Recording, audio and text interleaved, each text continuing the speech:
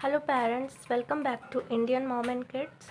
अगर आप हमारे साथ न्यू जुड़े हैं तो मैं आपको बताना चाहूँगी कि हमारे चैनल पे एक सीरीज़ शुरू हुआ है जिसमें हम क्लास 1 के बच्चों को ओलंपियाड की प्रिपरेशन करा रहे हैं।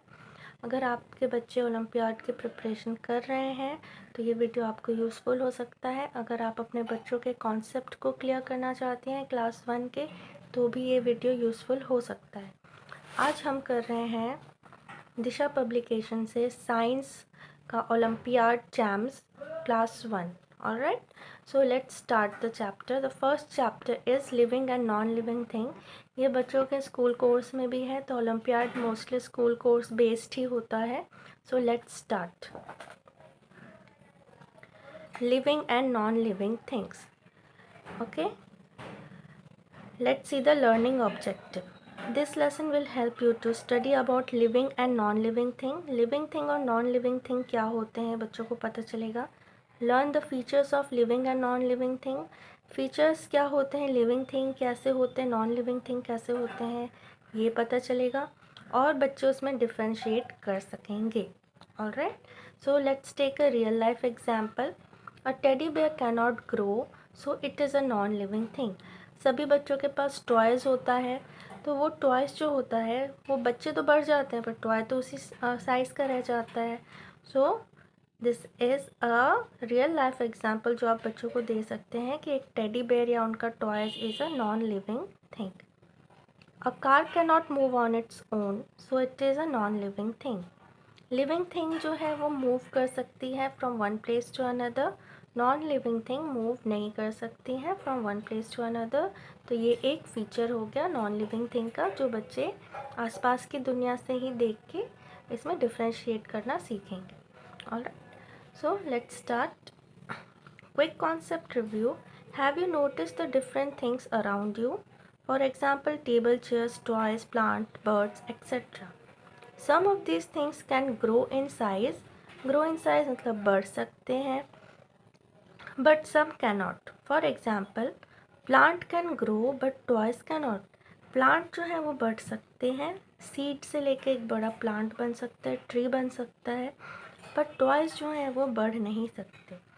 They have same size through out the life. Toys की जो साइज़ होती है वो ज़िंदगी भर सेम ही रहती है. This is because plants are living and toys are non living things. ये ऐसा होता है क्योंकि प्लांट्स एक लिविंग थिंग है और toys are non living things. Let's discuss more about living and non-living things. Alright, so living things, the organism which possesses life and have the ability to eat, grow, respire, reproduce, obtain and use energy.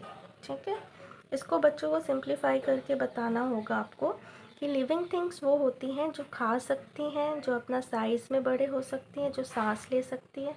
इसको आप ज़्यादा important दीजिएगा क्योंकि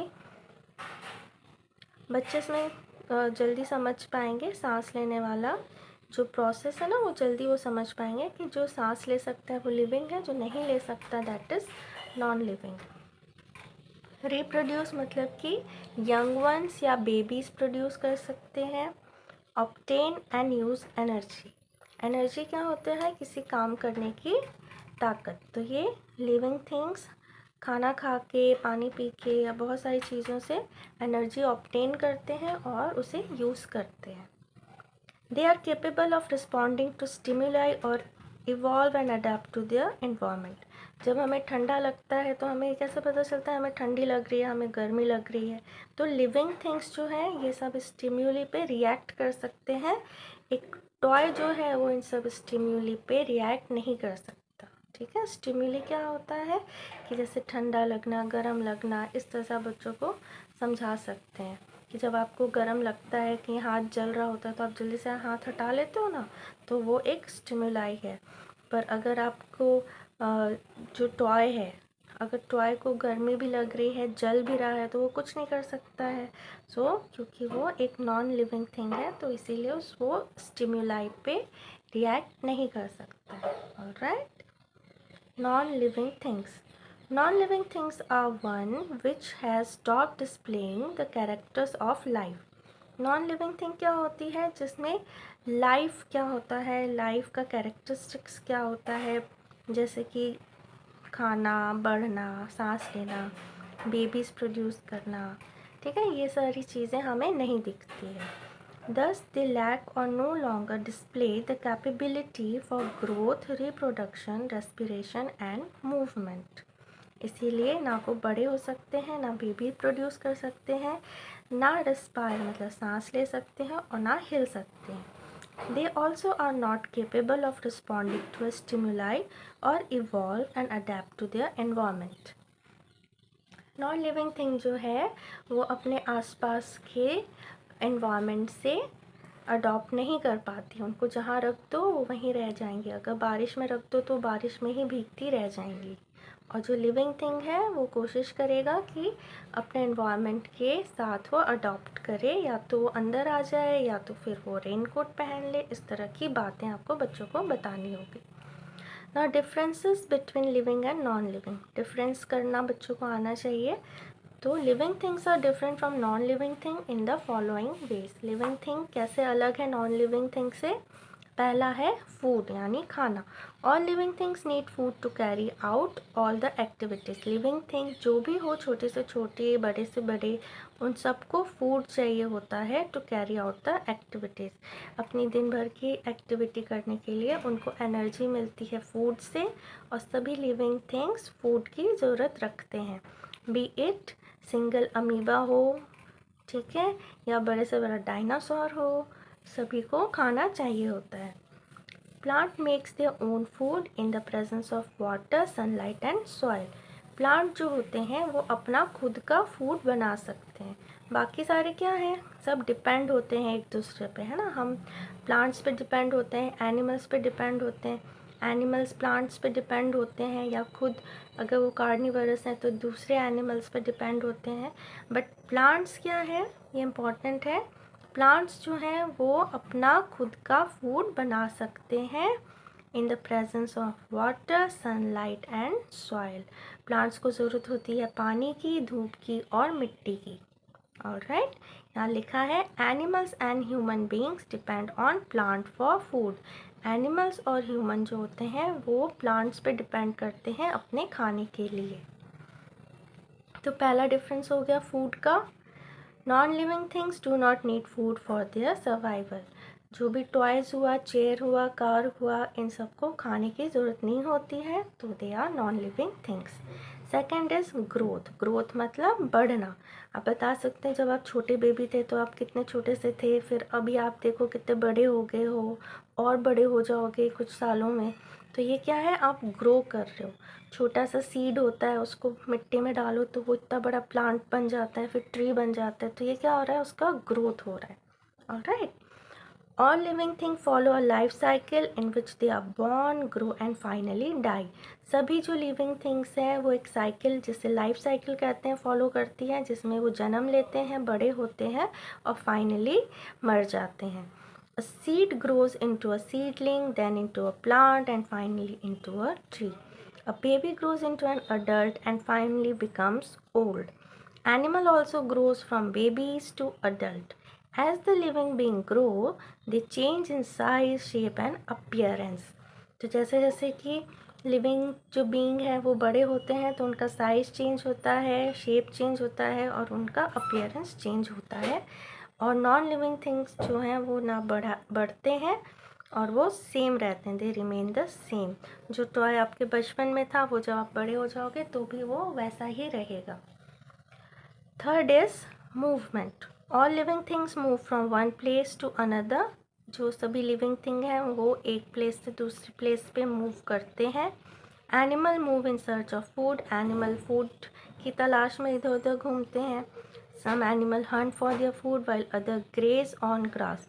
कुछ जो animals हैं वो Hunt करते हैं, मतलब कि दूसरे एनिमल्स को मार के खाते हैं, और कुछ एनिमल्स जो हैं वो घास खाते हैं।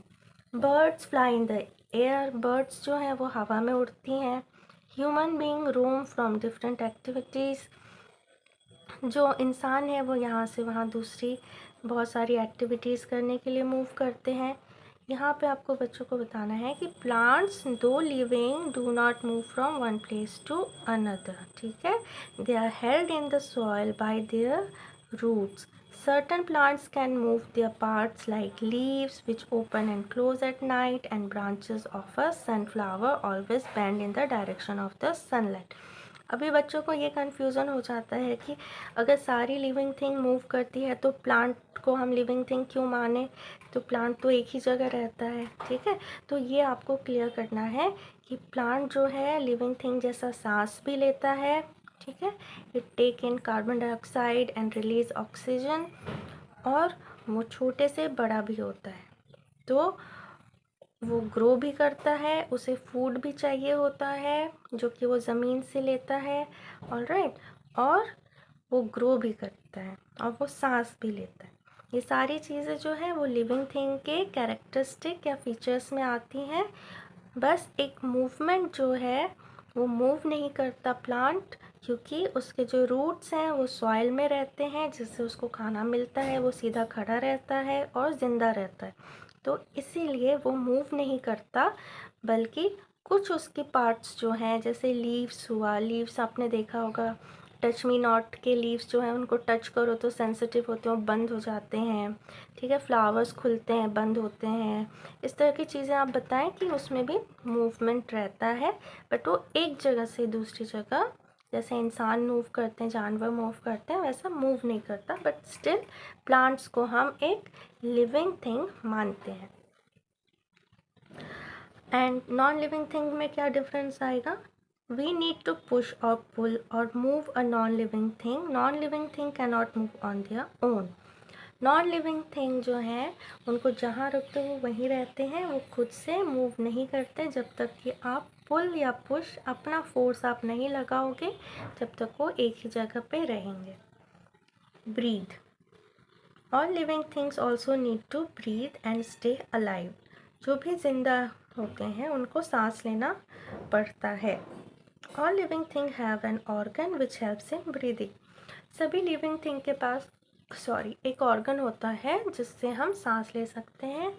ह्यूमंस के पास लंग्स होता है, फिशेस के पास गिल्स होती है, और human beings and many animals breathe through nose. Insects have tiny air holes in their body called spirals. Fish breathe through gills. Plant breathe through opening called stomata on their leaves. Alright?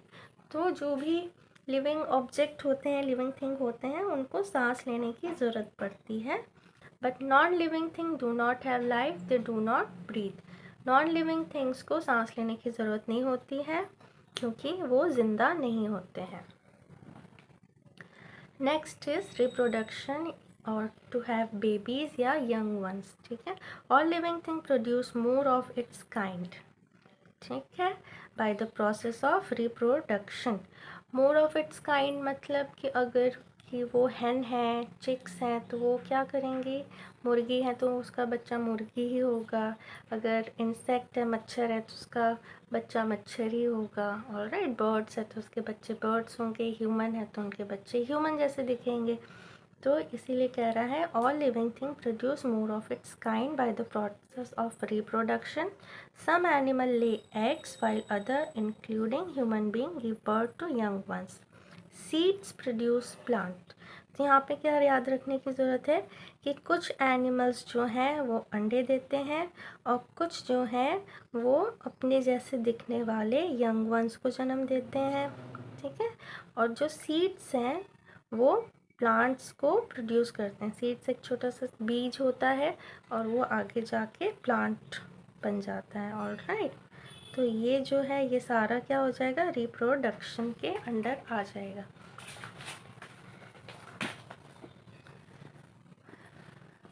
Non living thing में क्या difference होगा? Non living thing do not reproduce. Non living thing जो है वो babies नहीं produce कर सकते हैं। Response. Living thing have sense organ, eyes, nose, tongue, skin and ears. First class के बच्चों को इन सब का यूजेस पता होता है कि we see through eyes, we breathe through nose, tongue से हमें क्या होता है, स्किन हमें क्या करता है, ईयर्स हमें हियरिंग में हेल्प करता है, स्किन हमें सेंसिटिविटी या तो फिर हमें सेंस करने में हेल्प करता है, टंग हमें टेस्ट करने में हेल्प करता है। तो all those things they know first standard के बच्चे। रिस्पॉन्स में क्या आएगा, living thing have sense organ, living things के पास सेंस ऑर्गन होते हैं, due to which they respond to changes in their environment.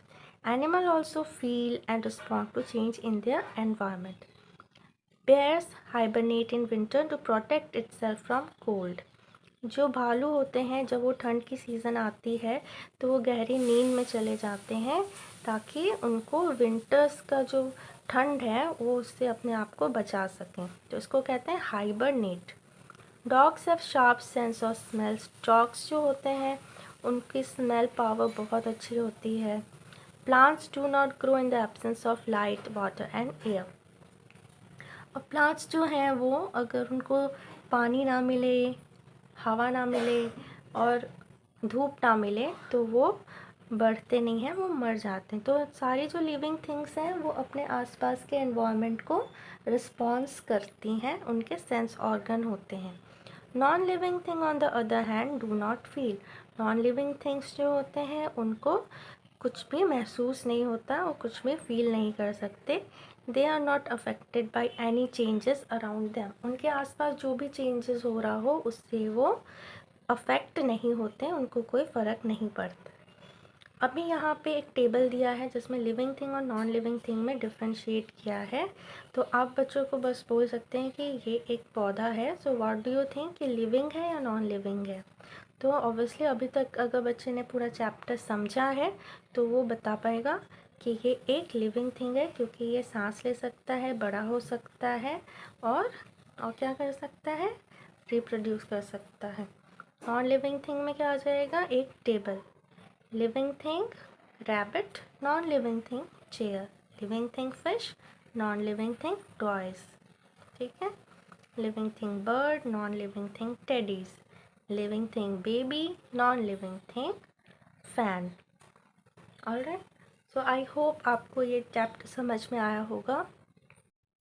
So I hope parents कि आप अपने बच्चों को समझा पाएंगे कि किस तरह से आपको living and non living thing समझना है। और आई होप कि आपको वीडियो अच्छा लगेगा तो वीडियो को लाइक करेंगे। अगर आप चैनल पर पहली बार आए हैं तो चैनल को सब्सक्राइब करेंगे और इसी तरह से हम आगे आपके लिए वीडियोज़ लाते रहेंगे। In the next part, we will do the multiple choice question of this living and non-living thing का चैप्टर पे। तो अगर आप बने रहना चाहें तो ज़रूर बने रहें। अगर आपको ये वीडियो शेयर करना है कि नहीं इन लोगों के साथ जो कि ओलंपियाड की प्रिपरेशन कर रहे हैं या क्लास 1 में हो तो ज़रूर कीजिएगा। मैं आपसे मिलूँगी नेक्स्ट वीडियो में, तब तक के लिए बाय एंड टेक केयर।